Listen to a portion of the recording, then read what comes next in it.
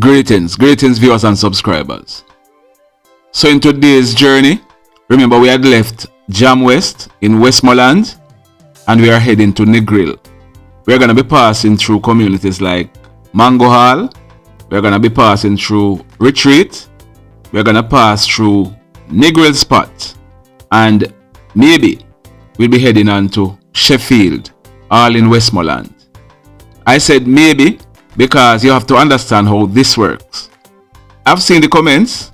Persons are asking that each community we pass through, if we could say the name of the community. That is not possible.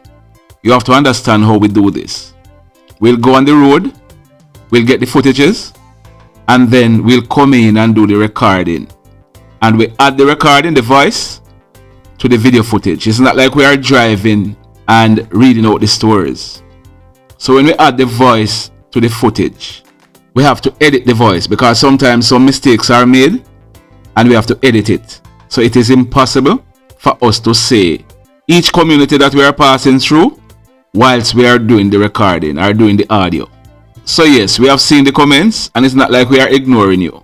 I hope you understand what I'm trying to tell you. So today we have a few stories for you. Now yesterday we brought you a story and you're gonna want to stick around for the next video on this channel. There's been some shootings in Montego Bay at a place named Repasture. We are getting some information and in the next video we are gonna be giving you some exclusive information. So far, one man has been shot and injured and another one, he lost his 3 points. Stand by for the next video. If we get all the information we can, or all the information we want to disseminate, we'll be doing that video later today. If not, look out for that video tomorrow, Thursday, the 10th of June. So, in today's stories, yesterday, we brought you a report of an accident that took place at a place named Burnt Ground, and that main road in the parish of Hanover. Now, we had promised that as soon as we get additional information, we will be updating that story. So here goes. Now, I don't know how much people remember, but there was a traffic accident on Highway 2000 on Monday, the 12th of April 2021. In that traffic accident, 5 persons lost their lives, to include 3 women and 2 men. That was an accident where a minibus plying the route Mandeville to Kingston. The driver for that minibus, it is said that he lost control of the vehicle. As a result, the vehicle overturned a few times. As a result, these 5 persons, they lost their lives. A number of other persons who were in the vehicle, they were also injured. Now, one of the person who was in that accident, one of the ladies, she was identified as Mrs. Cornelia Montague Clarke. She was laid to rest on Thursday, the 20th of May 2021. Now, one of the persons who were present at that funeral is the lady you are looking at on the screen. That photograph was actually taken at the funeral of Mrs. Clarke. The lady on your screen, her name is Miss Susan Smart. She and Mrs. Clarke are sisters. As you can see on the photograph, she was mourning the loss of her sister. Now, fast forward to Sunday, the 6th of June 2021. The lady you are seeing on the screen, Miss Susan Smart, she was traveling in a Toyota Fielder motor car, being driven by her child's father, Mr. Lavandra Birch. He's from Little London in the parish of Westmoreland. Also in the car was their 1-year-old daughter. She has since been identified as Lavandra Birch. If you notice, she was named based on her father's name. Her father is Lavanda and she is Lavandra. So the 3 persons were in this Toyota Fielder.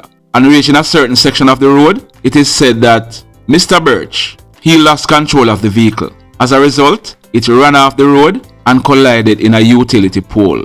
All 3 persons were rushed to the Cornwall Regional Hospital, where Mr. Birch, he was pronounced DEAD. 1-year-old Lavandra, it's a miracle, but she escaped injuries. Miss Susan Smart. She's 29 years old. She has been admitted in the Cornwall Regional Hospital in a very serious condition. Now, the update we have gotten is that she is on life support. Yes, it's a machine that is keeping her alive. We are hoping that Susan is able to pull through, because this, you can just imagine what the family is going through at this time. One sister gone in April and another one is now on life support. Let's keep hope alive. In the second incident, now this one, it took place at Santoy in the Green Island Police area in the parish of Hanover. This one, it took place on Tuesday, the 8th of June 2021, a little bit after midday. Our information is that a man, he's a chef. He has been identified as Mr. Winston Porter. He was 44 years old and he lived at Newtown in the Green Island area in the parish of Hanover. Now, our information is that Mr. Porter, Mr. Winston Porter, he was standing in a bar in the community of Santoy. In this bar were the bartender and other patrons. Our information is that a man, he just walked up in the bar, stood behind Winston, brandished a gun, and squeezed off two. One of the bullets hit Winston in his head and the other one caught him in his neck. As a result, Winston, he fell to the ground. This man, this hoodlum, he calmly put back the weapon in his waist, walked out of the bar, and made good his escape in the community. The police were called, and Winston, although he had already played number 3, like we always tell you, he had to be taken to the Noel Holmes Hospital where he was pronounced by the doctor on duty. We are told that when this crime scene was processed, 2 9mm spent shells were recovered from the scene. Only 2 rounds were discharged, and the 2 rounds, they connected, one in the head, one in the left side of his neck. Winston, he didn't stand a chance, but I am sure persons in the community, they know exactly who this hoodlum is, and let's hope they give the police the information so that this hoodlum can be taken off the streets, because if he's not, he'll be making a lot more duppies. And you, the people of Santoy, I don't know what Winston might have done or what Winston was involved in, why he was taken out like this, but rest assured that you, your children, your grandchildren, your cousin, your uncle, your nephew, you cannot rest easy knowing that this man who was so brazen is still on the streets. Because if he can walk up in front of other persons and do this, just imagine what he will hide and do. So make sure you pass on the information. In the next story, the final story for today, and remember, if you are here and you're watching the videos, don't hesitate to hit on the thumbs up button. You may not like the stories we are bringing, but we want you to like the fact that if we didn't bring them to you, you would not hear about them or hear about them in so much details. Because how we carry our stories, you're not gonna hear that anywhere else. We go at great lengths to get the background information, to get the details, and bring the stories to you. It might have sound grimy, it might have sound away, it might have sound bad, it might have sound sad, but all we are asking you to do is like the fact that we are bringing it to you. So please, hit on the like button. You will see some persons disliking the video. That's their issue. They know why they are doing it. But you, the persons who come here on a daily basis, depending on us to bring the stories to you, please remember, hit on the like button. It doesn't cost you a dime. It doesn't cost you $1. In the final story for today, now, on Saturday, May 29th, we brought you a story about a man. His name, Mr. O'Brien Ellis. He was popularly called Joe Grind. On the Sunday, the 30th of May, we brought you a follow-up. We told you exactly how Joe Grind, he met his demise. Joe Grind, he was involved in a life of crime. Anybody who know him know that he was involved. In the past, or before he met his demise, he was charged for 1, taking out his brother. He and his brother had a dispute, and it is alleged that he used a gun to take him out in front of his brother's baby mother and daughter. He was also accused of other crimes, other capital offenses. After the demise of his brother, somehow he found himself in Grand Cayman.